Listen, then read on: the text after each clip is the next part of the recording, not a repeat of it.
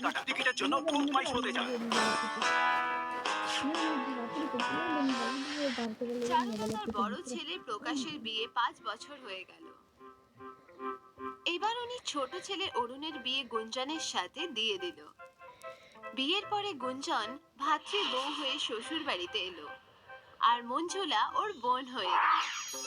মঞ্জুলা খুব হাসি খুশি ছিল। ও গুঞ্জনের সরলতার সুযোগ নিয়ে ওকে বাড়ির সব কাজ করাতো আর নিজে হাসি ঠাট্টা করতে থাকতো। গুঞ্জন, আমার বন্ধু খুব অসুস্থ, আমি ওকে দেখতে যাচ্ছি। বাড়ির কাজ তুমি করে নিও। ঠিক আছে বৌদি, তুমি চিন্তা করো না, আমি সব কাজ সামলে নেব। মঞ্জুলা রোজ অজুহাত দেখিয়ে নিজের বন্ধুদের বাড়িতে চলে যেত, যেখানে ওর বন্ধুদের সাথে বসে ও জুয়া খেলতো। এই আমার 200 টাকার বাজি। আরে বাহ, আমি তো জিতে গেলাম। আরে মঞ্জুলা, আজ তো তুই সব বাজি জিতে গেলি, তুই তো পাক্কা খেলোয়াড় হয়ে গেছিস। রোজ রোজ বন্ধুদের সাথে জুয়া খেলতে খেলতে মঞ্জুলা জুয়ার নেশা হয়ে গেছিল।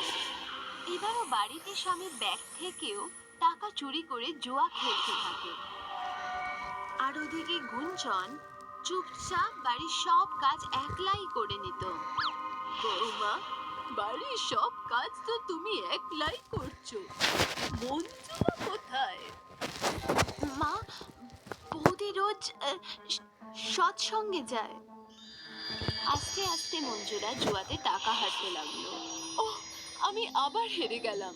পরের বাজি শুরু করো, এইবার আমি ঠিক জিতবো। মঞ্জুলা, এবার তোর 5,000 টাকা ধার হয়ে গেছে। যতক্ষণে তুই ওই টাকা দিবি ততক্ষণ আমরা তোকে খেলতে দিতে পারবো না। হ্যাঁ, একদমই খেলতে দিতে পারবো না। বন্ধুদের কথাতে মঞ্জুলা চিন্তিত হয়ে পড়ল। টাকা না দেয়া অবধি ওর সাথে কেউ খেলবে না। কিন্তু ওর কাছে টাকা ছিল না। একদিন মঞ্জুলা ওর শাশুড়ি চারুলতার গলাতে একটা নতুন সোনার চেইন দেখতে পায়। যদি আমি মায়ের এই চেনটি চুরি করে নিই, তাহলে এটাকে বন্ধক দিয়ে কম করে 10-15 টাকার বাজি খেলতেই পারবো, আর টাকা জিতে এই চেনটি ছাড়িয়ে নেব। হ্যাঁ, এটাই ঠিক রাস্তা। ওই রাতে চারুলতা ঘুমানোর পরেই মঞ্জুলা ওর শাশুড়ির গলা থেকে চেনটি বার করে নেয়, আর পরের দিন অজুহাত দেখিয়ে নিজের বন্ধুদের বাড়ি চলে যায়। গুঞ্জন, যদি মা জিজ্ঞেস করে তাহলে বলো যে আমি সৎসঙ্গে গেছি। মঞ্জুলা বন্ধুদের বাড়িতে শাশুড়ি সোনার চেন বন্ধক রেখে আবার জুয়া খেলতে শুরু করে দেয়। আর অনেক বাজি খেলার পরেও ও কিছুতেই জিততে পারলো না। হায় ভগবান, এই সোনার চেনটাও আমি হেরে গেলাম, এবার আমি কি করব?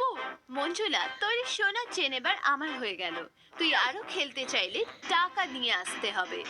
মঞ্জুলা খুব চিন্তাতে পড়ে গেল, এবার ও কোথা থেকে টাকা নিয়ে আসবে?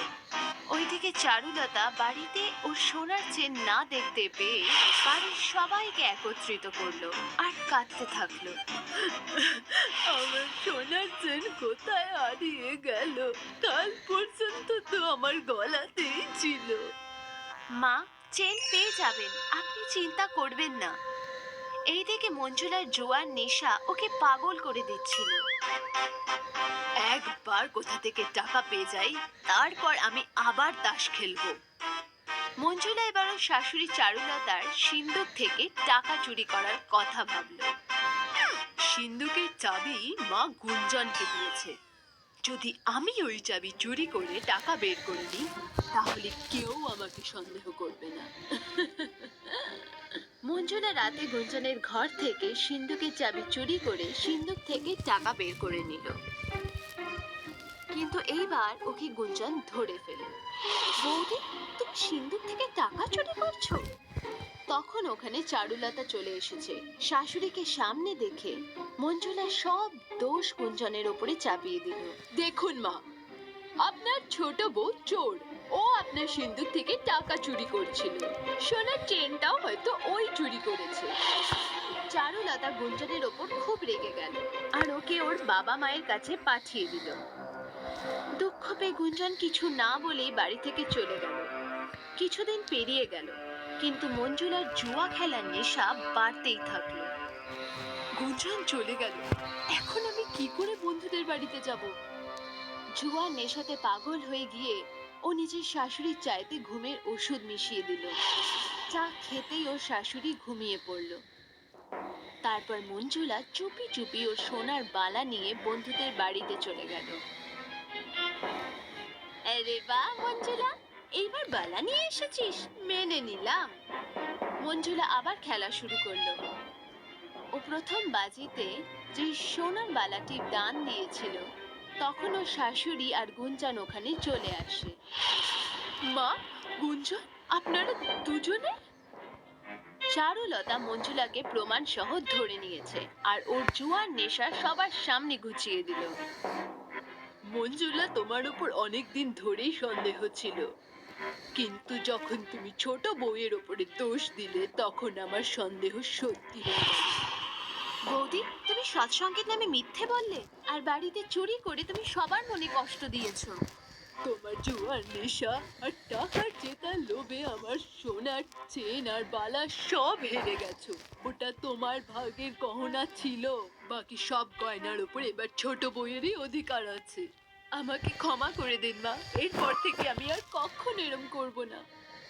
প্রত্যেক জুয়ারি ভাবে যে সে অনেক টাকা রোজগার করবে, কিন্তু একবার জুয়ার নেশা লেগে গেলে মানুষকে শেষ করে দেয়।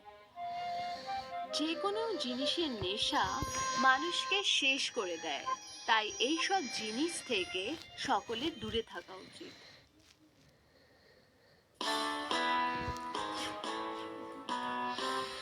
2 বছর আগে অশোকনগরের এক বড়লোক পরিবারে আরতি বৌমা হয়ে এলো। আর সে শ্বশুরবাড়ির প্রিয় হয়ে গেল। ওর শাশুড়ি, শ্বশুর, স্বামী, দেওর, ননদ সবাই ওকে খুব পছন্দ করত। একদিন যখন ওর স্বামী কাজ থেকে বাড়ি ফিরে এলো, তখন দেখলো দুজন আরতি উপস্থিত। রূপ, রং, দেখতে, স্বভাবে একেবারে একই রকম। দুজনকে দেখে ও ভীষণ অবাক হয়ে গেল।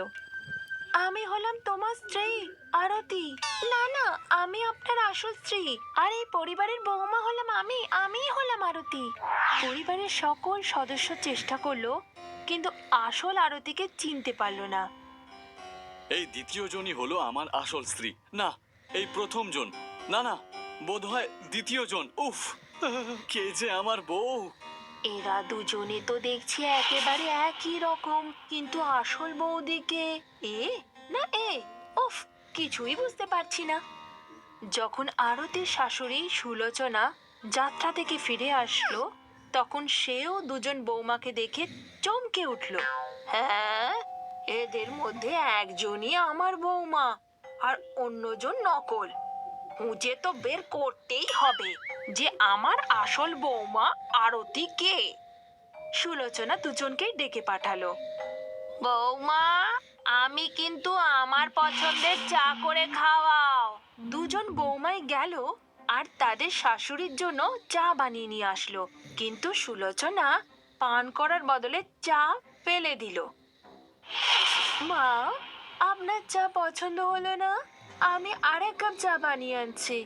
চা তো ভালোই ছিল, তাও আপনি ফেলে দিলেন।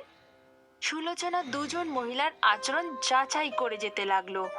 সে কিছুদিন ধরেই দুজনের কঠিন পরীক্ষা নিল আর দুজনকে দিয়েই অনেক কাজ করাতো। দুজনকেই সকালে তাড়াতাড়ি তুলে দিত আর রাত্রিবেলায় অনেক দেরি পর্যন্ত কাজ করাতো। ও ওদের বানানো খাবারও অপছন্দ করতে শুরু করলো। এটা কেমন বেস্বাদ খাবার বানিয়ে এনেছো তোমরা দুজনে? কোনো ব্যাপার নয় মা, আমি অন্য খাবার বানিয়ে দিচ্ছি। এই খাবারের খারাপ কি ছিল? বেশ সুস্বাদুই তো ছিল। সুলোচনার উপরে চাপের ফলে অন্য আরতিও যথেষ্ট বিরক্ত হতে শুরু করলো, কিন্তু প্রথম আরতি সব সময়ের মতনই ওর সাথে মিষ্টি ভাবেই আচরণ করত। তারপর একদিন সুলোচনা দুজনকে ডেকে পাঠালো। আজ সন্ধেবেলায় বাড়িতে অতিথি আসবে, তাদের জন্য তোমাদের দুজনকেই 5-5 লিটার ক্ষীর বানাতে হবে। তোমাদের মধ্যে যে সুস্বাদু ক্ষীর বানাবে সেই হলো আমার আসল বৌমা, আর তার বানানো ক্ষীরই আমি সবাইকে খাওয়াবো। দুজন মহিলাই ক্ষীর বানাতে শুরু করলো। সন্ধে হয়ে গেল, কিন্তু বাড়িতে কোনো অতিথি এলো না। সুলোচনা দুজন মহিলাকে ক্ষীর নিয়ে আসতে বলল। প্রথম বৌমা 5 লিটার ক্ষীর বানিয়েছিল, যেখানে অন্যজন মাত্র সামান্যই ক্ষীর বানিয়েছিল। মা দেখুন, আপনার কথা মতো আমি অনেক পরিশ্রম করে 5 লিটার ক্ষীর বানিয়ে এসেছি। কিন্তু এই নকল আরতি তো ব্যাস এইটুকুই ক্ষীর বানিয়েছে। তার মানে আমি হলাম আপনার আসল বৌমা, তাই না মা? এইটুকু শুনতেই অন্য বৌমা কাঁদতে লাগলো। এটা দেখে বাড়ির সমস্ত সদস্য এটা ভাবতে লাগলো যে এবার সুলোচনা অন্য আরতিকে বাড়ি থেকে তাড়িয়ে দেবে।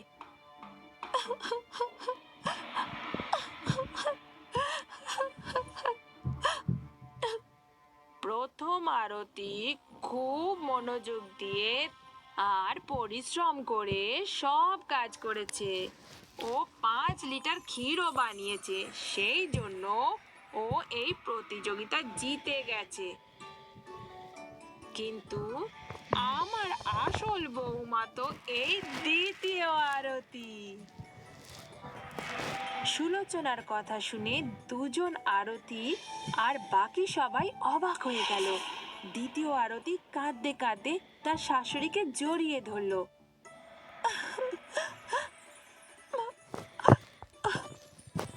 মা, আপনি আমাকে সত্যি সত্যি চিনতে পেরেছেন?